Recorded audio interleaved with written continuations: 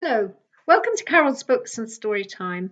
I wanted to talk to you tonight about a dog sled ride that my grandson and my daughter went on recently up in Lapland, and I was too cowardly and I didn't go on it.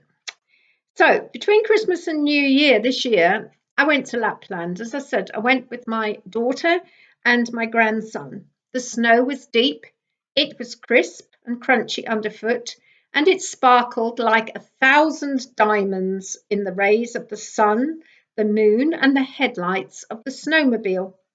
The tall pine trees clothed the land and reached to the sky, and for miles and miles and miles, their branches were heavy with that element called snow, and they too sparkled. The northern lights were not spectacular where we were. The temperatures were -22. It was cold, really cold. The roads were icy, and I was amazed that buses and cars were even driving in such conditions until I realised that they had winter tyres on. But there's not a snow chain to be seen. We rode the snowmobiles, the sledges pulled by reindeer, and those pulled by more snowmobiles. The elves were naughty. Santa was gracious. The teepees with their fires comforting, the hot chocolate warmed you to the bottoms of your snow boots. It was magical. Then it was our turn to go on the dog sled. We'd heard the barking and we longed to meet the dogs, or at least I did. But, but first we had to have a lesson on how to drive the sleigh. I looked at my daughter in horror. "I can't drive the sleigh," I whispered. "I'll sit this one out. I'll wait for you." She looked very nervous. First a snowmobile with mother on the back, and now this. I think she was actually grateful that she'd only have her small son as passenger. Still, I went with her to where the dogs and the sled were waiting. She was number one. Quickly, they unhitched one of the dogs at the back of the sledge because with such a light load, they wouldn't need the power of 6 dogs. The snowmobile that would set the pace roared to the start line. The signal was given. The snowmobile was off. The lines holding the dogs tightened. Their ears flattened and they shot off like an arrow from a bow, my daughter hanging on for grim death. I've never seen anything like it in my whole life, as sledge after sledge after sledge shot from the holding posts, the dogs running at least 30 miles per hour, if not faster, keeping a straight line and an equal distance between the leading sled.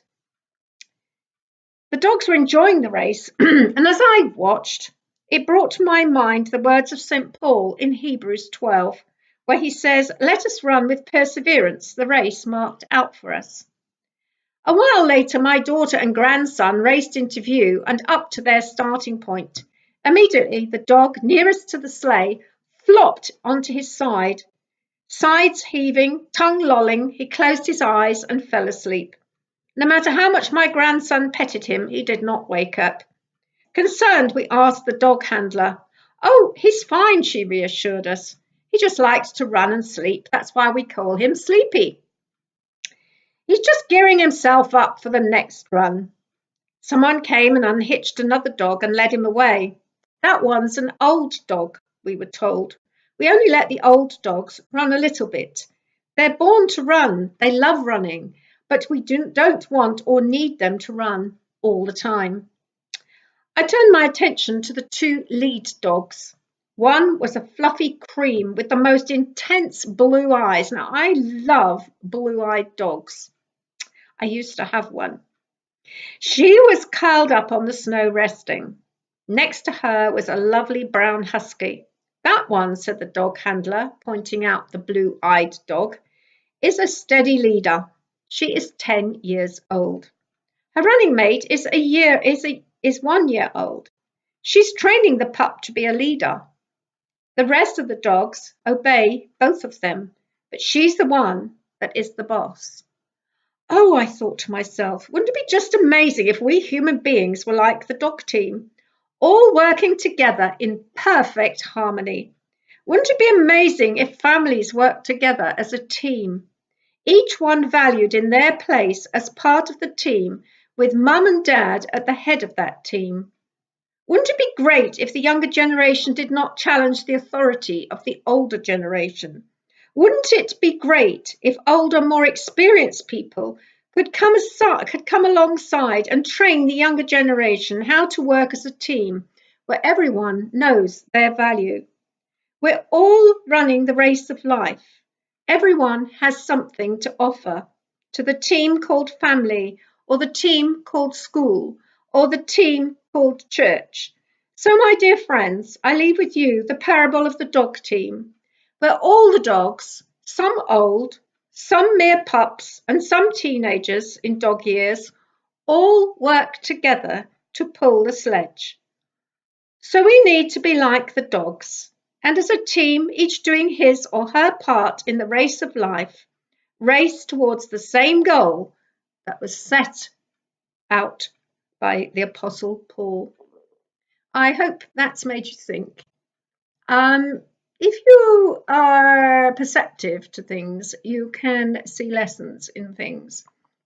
But that, for me, was the most amazing part of the trip.